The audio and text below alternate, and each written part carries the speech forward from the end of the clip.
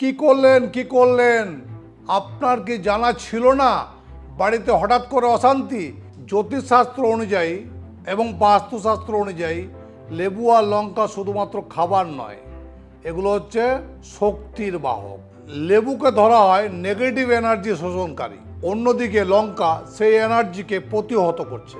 এই দুটোকে একসঙ্গে এক পাত্রে রাখলে, যেমন ফ্রিজে রাখলে এনার্জির সংঘর্ষ হয়, ফলে খাবারের পবিত্রতা যেমন নষ্ট হয়, ঠিক তেমন দেখবেন একটা নেগেটিভ এনার্জিতে পরিপূর্ণ হবে আপনার বাড়ি।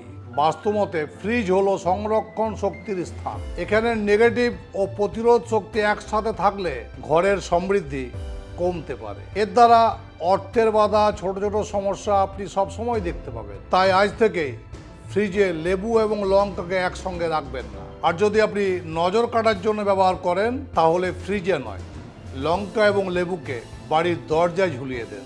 বিশ্বাস থাকুক বা না থাকুক, এই ধরনের আরও জ্যোতিষ টিপস পেতে আমাকে ফলো করে নেবেন, ভিডিওটি সেভ করে রাখবেন আর ভিডিওটি বেশি বেশি করে শেয়ার করবেন। তো চলুন, জয় গুরু বামদেব, জয় মা তারা।